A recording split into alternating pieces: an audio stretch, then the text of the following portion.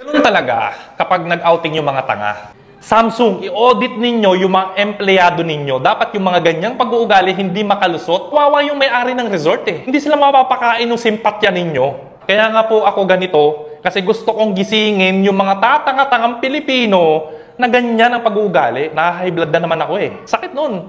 Pinaghirapan mo yung negosyo, tapos gaganunin lang ng mga ignorante, di ba? Dapat matuto sila ng leksyon. Kamusta Pilipinas? Random Labrador here. Nagbabalik ang inyong lingkod para sa ating public service. At gusto ko lang pong magsalita tungkol dito sa trending issue. Tungkol sa isang resort na binaboy ng mga tanga sa Laguna. Wala na tayong magagawa doon. Nag-trending na at naglabas na rin yung kumpanya. Samsung yata yung company. Ganun talaga kapag nag-outing yung mga tanga. Wala na tayong magagawa doon. Okay? Wala na tayong magagawa doon. Mga tanga nga eh. Di ba? Hindi nila alam yung mga pinagagawa nila. Ngayon lang sila nakakita ng swimming pool. Ngayon lang sila nakalabas sa kulungan eh.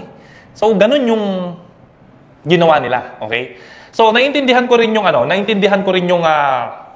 yung Samsung sa inilabas nilang opinion sa social media. Kasi nag-trending na eh, kumalat eh. Sira yung image ng Samsung eh. Di ba? Parang kumbaga, ang nakita ng netizen, ang nakita ng taong bayan, ay wala silang kwenta. Kasi ganun yung mga empleyado nila eh. Di ba? Kasi kung ano yung empleyado mo, yun yung direct reflection mo. Di ba? Hindi mo rin masisi eh. Eto, Samsung, sa kumpanya na involved dyan, sa mga taong nanonood ngayon, siguro naman nabasa ninyo yung statement nila. Ilalagay ko dito sa comment section para ma-update po kayo kung ano yung sinabi ng kumpanya doon sa insidente na nangyari sa resort sa Laguna. So, hindi mo rin kasi masisi, eto para sa kumpanya, hindi mo rin kasi masisi yung netizen eh. Kasi ganun yung ginawa ng mga tao, mga empleyado mo. So, hindi mo rin talaga maaalis eh, na ganun yung tingin nila sa inyo. So, naiintindihan ko rin yung sinabi ninyo sa social media kasi syempre, damage control. Na tatama rin yung sinabi nyo eh, na hindi lahat ng empleyado ninyo ay ganoon klaseng tao. Okay? Tama yon. Kasi hindi naman magde-define dun sa grupo na yon yung buong empleyado mo eh. Di ba? Kasi malay mo, ito lang yung mga tatanga-tanga, hinire nyo, isang kumpulan na tatanga-tanga, sila lang yung ganoon. Okay lang yun eh. Okay yun eh. At okay din sa akin, Samsung. Okay? Okay din sa akin na nakikisimpatya kayo doon sa resort owner. Kasi syempre, hard-earned money nila yun eh. Biro mo, pinaghirapan mo yung negosyo, tapos bababuyin lang ng mga empleyadong ganon, masakit talaga yun.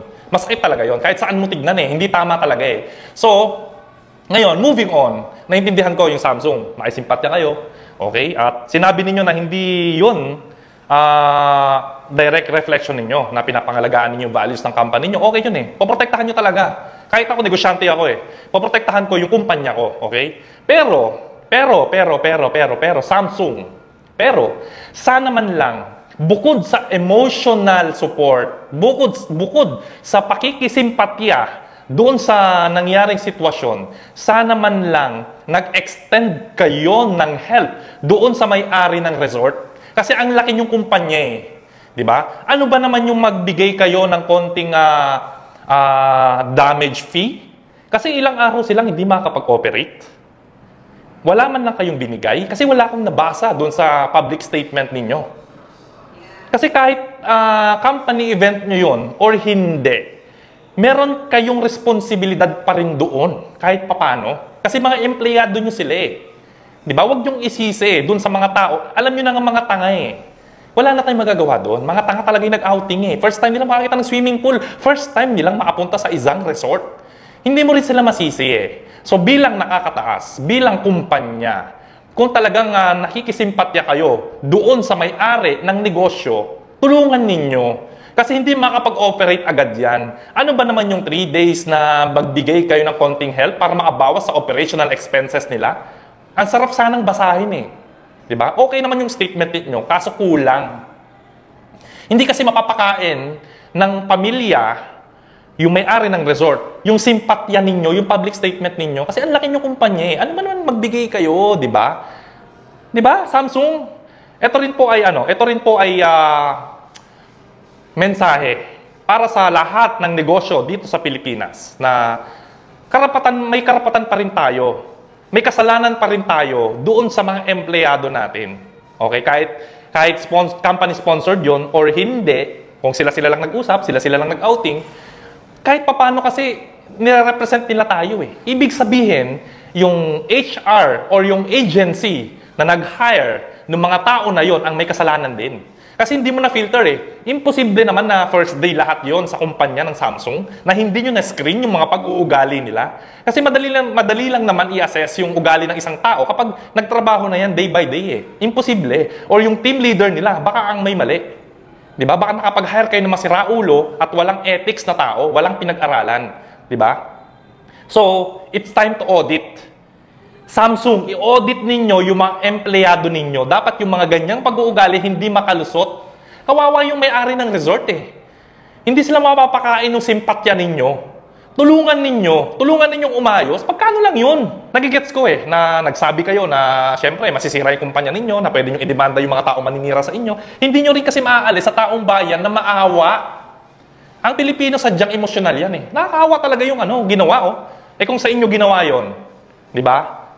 So, yun lang ang gusto ko, panawagan ko sa Samsung, na mag-extend kayo ng help. Hindi lang kayo magpo-post na kung ano-ano dyan na professionalism, na gano'n-gano'n, na values ko, no? Magbigay din kayo ng tulong sana. Okay? Kawawa yung mga negosyante eh. Naghahanap buhay lang mga yan, di ba? So, yun lang po ang gusto kong i-boses sa Samsung para maiwasan na to. Okay, sa mga netizen naman, bigyan natin ng chance yung Samsung itama yung mga mali nila. Okay? At sa mga, sa mga may-ari ng resort, wala na tayong magagawa dyan.